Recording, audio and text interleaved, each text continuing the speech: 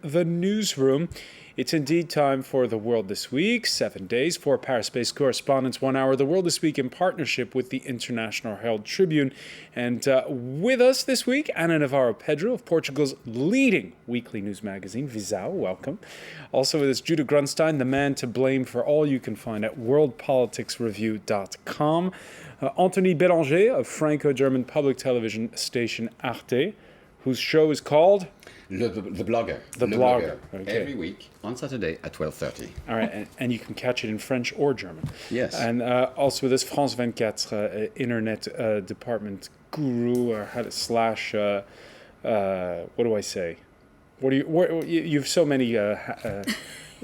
many strings to. That's right. Lila Jacinto is with us. By the way, you can follow Lila and the show on Twitter at François F24 happens to be our handle. And you can also join the argument, but please keep it civil, on the World This Week Facebook page, where earlier we asked you who you thought deserves the Nobel Peace Prize. And our good friend Monsef from the Washington, D.C. area wrote, "Our Tunisian blogger, who else?" Well, the folks over in Oslo thought otherwise this year, but they did keep the Arab Spring in focus with a first ever Nobel Prize to a Yemeni. A few months ago, Tawakkol Karman was a relatively unknown journalist, activist, member of an Islamist party. Her politics have since changed, and this 32-year-old mother of three has become the most prominent figure of her nation's uprising in a single day. I am so happy for this award. It's, this award for all Arab world, for all the people who dream on the freedom, who dream on dignity, on their rights. So it's a word for Yemeni people who are sleep in the streets since 8 months, youth, women, children. So I am so happy. It's not for me. Tawakkol Karman, sometimes controversial figure at home, but Judah Grunstein, we were saying before we went on air, it's instant worldwide fame. It is, and I mean, for me, for instance, I'm familiar with Ellen Sirleaf Johnson, but I'm not at all familiar with these other two women, and I think that's actually a better use of the prize, in the sense that it really attracts the world's attention to causes that we're not already, or that I'm not already familiar with, and that I imagine that other people too. And I guess what I'm also struck with by what she was saying there is the way in which, especially this year, these women have been working and struggling and fighting for so long, and that this isn't just one peace accord that was signed, but it's a prize that recognizes a life of struggle that in many ways has been carried out and been going on with the world unaware of it and outside of the global spotlight. So I think it's great that it does shine the spotlight on them. On top of it, it's also extremely, these are areas of the world where it's extremely difficult for women to, really come forward and fight, being activists. And dangerous too. Yes. So that spotlight on them is... Let me just tell you, I think it's the first Nobel Prize for a woman, Nobel, of course, of peace, for more than, let's say, yes, since 2004. I don't know if you remember. It was the Nobel Kenya. Prize for Mrs. Wangari Maathai. And Kenya. Passed the away Kenyan last woman, week. exactly. And so it was a long time without a woman elected or selected for a woman. And in her case, very interesting, President Saleh has just come back to Yemen. Last week we had Abdul Awlaki, the Al-Qaeda killed. So Saleh has always pitched himself as, a partner in the war on terror. No doubt with Awlaki going, probably Washington was reconsidering, the options of not having Saleh in Yemen. Could there be civil war, etc. So, I mean, this is a tremendous boost for the Yemeni, the democracy for Africa, movement. let's say first, because they on three Nobel Prize, because they distributed something like 3 Nobel Prize, 2 were went to Liberia and to Africa for women.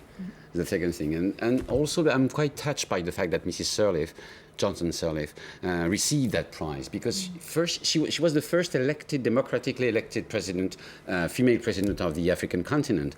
And above all, what is important is that, I don't know if you remember, but before her term as president, everybody spoke about Liberia, which was one of the most messy and the most slaughtered and the most murder, with an history of murder under Charles Taylor's rule. And for more than 4 years now, nobody speaks anymore of Liberia, which is a good news. It means that everything's okay with the country. She's just running the country the way that the politician has to run a country, in peaceful terms, and just giving back the country to the Liberians. I mean, and this is the best thing for her presidential campaign. I was going to say, yes, because she's Ellen running Johnson for Sirleaf at the re-election. start of the Civil War supported Charles Taylor financially. In 2009, she apologized for that. Yes. She, however, gets this endorsement 4 days before the first round of the election. And after she promised not to run for re-election, which, you know, I mean, it's fine. It's not unconstitutional for her to run again. But, you know, her opponent is not at all happy with this and has come out with a statement saying that. There's another thing too, because we're actually going to be running a briefing on this on Monday. And part of the campaign has been this idea that Sirleaf is more a president for the international community than a president for Liberia. So this could play very well for her, but it could also backfire and be used as ammunition, saying, "Look, this is who's electing her. She's good for the international community, but not necessarily." And especially for Liberia. since the other woman, Lema Bowie, she was part of her campaign team in the previous election. She actually rallied the women vote for her. The bare truth about Liberia is that what is good for Liberia is good for. I mean, the international community is holding the country. I mean, helping the country for more than 4 years now. Many of the money which is invested there is invested by the international community. So what I mean is that a good president for the international community is a good president for Liberia also. So it may be a good bet to elect Mrs. Sirleaf once again. All right, Lema Bowie, let's talk about her a moment. Here's another mother who has been called a warrior for peace.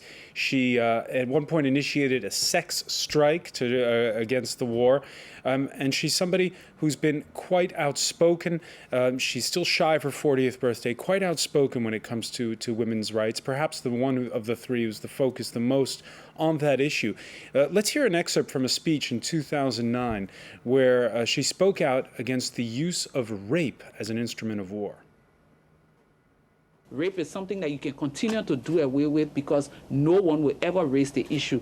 And for those women and other groups going through peace talks right now, I think it's about time that we step away from that lie that if you raise this issue, it's going to jeopardize the smoothness of the process. Ana Navarro-Pedro, it's true that it's an issue where it's so hard It's so hard to talk about it in Africa. I mean, it's so hard to talk about it in Europe and everywhere. There was a French recent case that just showed us how difficult it can be. But in Africa, it takes particular courage because it breaks a lot of taboos. And, you know, and I'm wondering if we are not seeing the next presidential candidate for Liberia, actually. She looks like a woman of courage and of character. All right. The issue of how it all unfolds in sub-Saharan Africa and in the Arab Spring continues, and this week the focus was a lot on Syria again, where the UN was in the eye of the storm. Now, the United Nations, you'll recall, approved a resolution that effectively opened the door to outside intervention in Libya. Supporters hailing that decision as a victory over the bad old days when a US-led coalition bypassed the world body to invade Iraq. So, was Libya now a brief parenthesis? It could seem that way after what was the fifth draft of a resolution on Syria that no longer even included the word sanctions was rejected.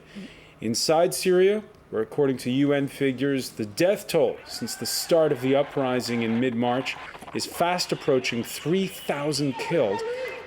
There's a bit of misgiving over that vote, as you can see, but Moscow's not blinking, saying it wants evolution, not revolution. To claim, as another colleague did, that our veto was against the Arab Spring. Well, it's a cute little phrase, but not a very serious one, because we, of course, do not see the Arab Spring as something which should lead to civil war. And this is where, in our view, things are going in Syria. And that's why we did not want to be a part of a strategy which, for whatever reason, in our view, is leading in that direction. Now, this Friday, Russia's president again defended that. He said that the proposed text would have allowed again to resort to weapons like in Libya. Effectively, this veto was all about Libya. It was about Libya.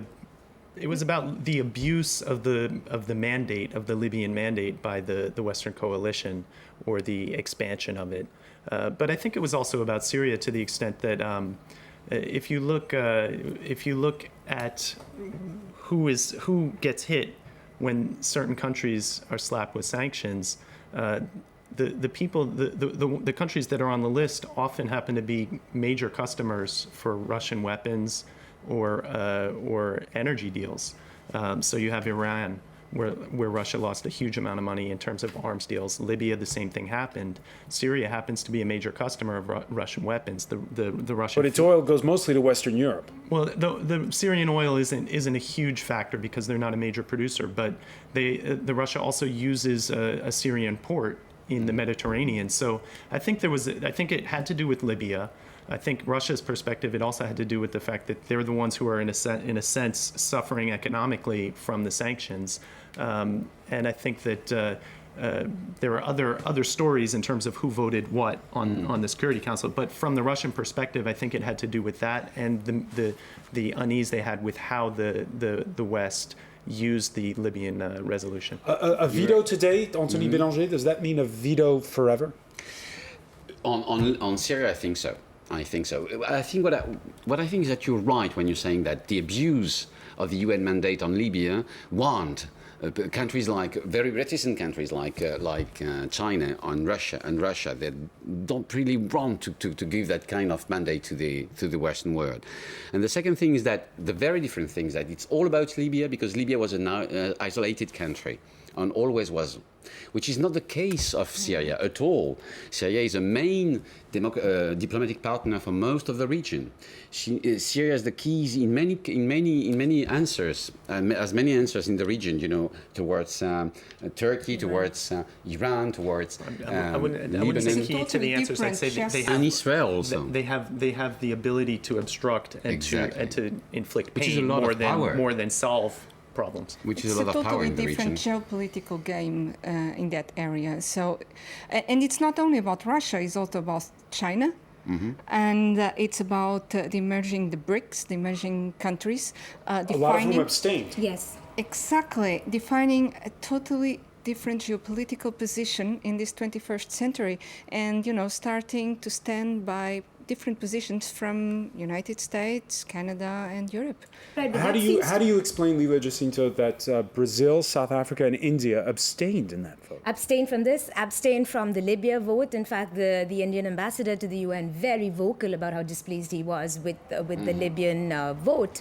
For me, it's interesting, after these countries have been crying about being on the Security Council, and then they sort of vote in a way that they haven't got over their colonial hang-ups. It's just like the West, so we cannot do it. Why would democracies I don't think So it's a non-aligned movement kind of feeling? Seems to me. I mean, and this is new. It's playing up right now. I agree to the extent that it's hard to justify a seat on the Security Council with an abstention vote. If they had a position to take, vote for it or vote against it. But to abstain is the weakest of all solutions. I could see it for Libya because they needed the vote. But either you vote for or you vote against, especially if you're making the case that you deserve to be on the council permanently. Just to follow up on the issue of why did other countries, the BRICS, abstain, I think we are actually watching the definition of a bloc policy, and within that bloc there are different opinions, different point of views, different interests, but we are seeing the emergence maybe of some common interest in that bloc of countries. That is interesting to watch because they've been meeting for a long time. We haven't watched it, but they've been meeting for a long time. India, China, Russia, for instance, meet very often in those three countries. Right. No, and so and forth. Brazil is really coming forth, really getting all of a sudden saying we are a giant and we're kind of clumsy, but they are coming forth as a giant and trying to put their print. No, exactly, which is why I've been closely watching these countries, and it seems to me to see what's their focus, what's their message. For now, their message seems to be pretty much China. Leave countries to do their own thing. What is true also is that they're defending a completely different way to see the outcome in the region, in the world. They're defending their sovereignty. The idea that the nation is sovereign and nobody can interfere with it, which is one of the options. Why not? One question, though, Anthony Bélanger, on that point. There is another nation that's close to all these BRICS nations. It's Turkey. And Turkey is playing a very different game. And Turkey is upping the tone. This week, the Prime Minister saying he's going to press forth with sanctions. Yes, but you've got to imagine that, for example, a country like Brazil is on its own in its region. I mean, it's the biggest, by far, country, economy, or whatever in the region. It's exactly the same with Russia, with China, with India. They are a world in themselves. It's not the case of Turkey. Turkey is surrounded by economies bigger than its proper economy, and by problems which has to be shared with the entire region. That's beginning by Greece, even Syria, even Iraq. So it's a different game because it's a different position, geopolitical position. Turkey there is led also by a main warrior, the Kurds. And of course, you have the Syrian Kurds as well, joining up, with the Iraqi Kurds. Yes. And, it's a very old problem. One of their leaders, by the way, killed this Friday. Pardon? Exactly. So Turkey is all their wars in that area. Main of all are dominated by the Kurd problem. Not only that. Brazil is also a country that has a very different look, for the West and about the West interference in world affairs. Brazil had a dictatorship, never had any help from another country. We spoke, Brazil was a former Portuguese colony. They've seen Portugal and Spain, Second World War. West is saving the world from Third Reich, from Nazism. Portugal and Spain are maybe dictatorships. So Brazil in a different... They are dictatorships, but I mean, they are good dictatorships, so no one interferes with us. No one came to save us from dictators. So Brazil, I mean, everybody in Brazil has studied public affairs in the world scene in a different way from, From the rest of the world. We're going to pick up with our next topic when we come back, which is looking at 10 years of war in Afghanistan, as well as a tribute to Steve Jobs when the World This Week continues.